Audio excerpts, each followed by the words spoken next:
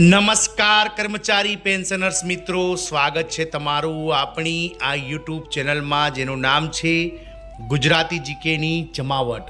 તો ઘણા લાંબા સમયથી કેન્દ્ર સરકારના 1.15 કરોડ કરતાં વધારે કર્મચારી અને પેન્શનર જેની રાહ જોઈ રહ્યા હતા તે 7મા પગાર પંચનું છેલ્લું મોંઘવારી ભથ્થું એટલે કે DADRનો વધારો દશેરાના એક દિવસ પહેલાં આજે કેન્દ્ર સરકાર દ્વારા જાહેર કરી દેવામાં આવ્યો છે. આપ સૌને જણાવી દઈએ કે કેન્દ્ર સરકારના કર્મચારીઓ અને પેન્શનર્સોને 1 જુલાઈ 2025થી મોંઘવારી ભથ્થામાં 3%નો વધારો સરકાર દ્વારા જાહેર કરવામાં આવ્યો છે. પેન્શનર્સોને પણ ડીઆરમાં 3%નો વધારો જાહેર કર્યો છે.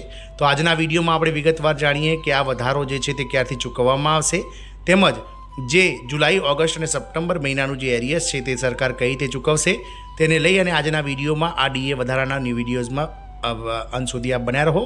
વિગતવાર આપણે માહિતી મેળવીએ તો વિડીયોના અંત સુધી બન્યા રહો. જો ચેનલમાં તમે નવા હો તો અમારી ચેનલને સબસ્ક્રાઈબ કરવાનું ભૂલશો નહીં, જેથી કરીને ચેનલ પર મૂકવામાં આવતા આવા ડીએ હાઇક, સરકારી કર્મચારી વગેરેના સમાચારો સરળતાથી તમને ચેનલના માધ્યમથી ઉપલબ્ધ થઈ જાય.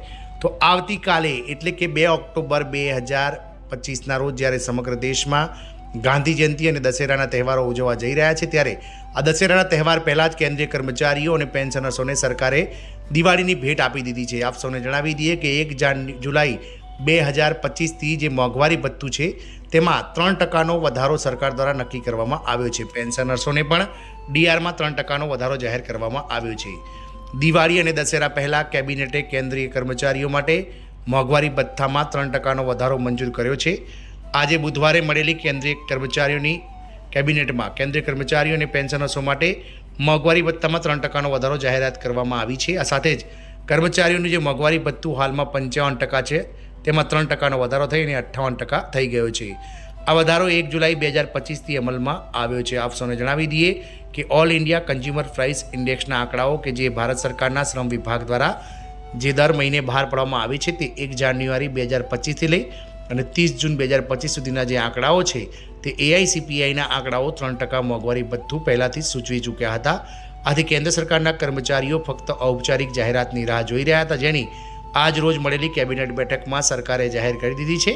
અને હવે મોંઘવારી ભથ્થું 3% વધતા કર્મચારીઓને હવે 7મા પગાર પંચમાં છેલ્લો વધારો મળી ગયો છે. અને હવે 1 જુલાઈથી મોંઘવારી ભથ્થું જે 55% મળતું હતું 1 જાન્યુઆરી 2025થી તે વધીને 1 જુલાઈ 2025થી 58% થઈ ગયું છે.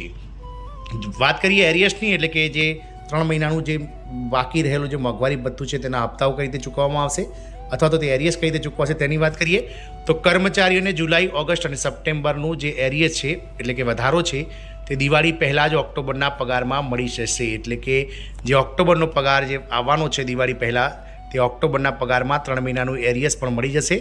આનો અર્થ એ છે કે કર્મચારીઓ માટે નોંધપાત્ર પગાર વધારો થશે. આનાથી કર્મચારીઓ અને પેન્શનર્સોને તહેવારની ખરીદી ખૂબ જ સારી રીતે તેઓ કરી શકશે. આ વધારો 7મા પગાર પંચ હેઠળ આવરી લેવામાં આવતા તમામ કેન્દ્ર સરકારના કર્મચારીઓ, પેન્શનર્સો અને તેમના ફેમિલી પેન્શનર્સો એટલે કે પરિવારના પેન્શનર્સોને લાગુ પડશે.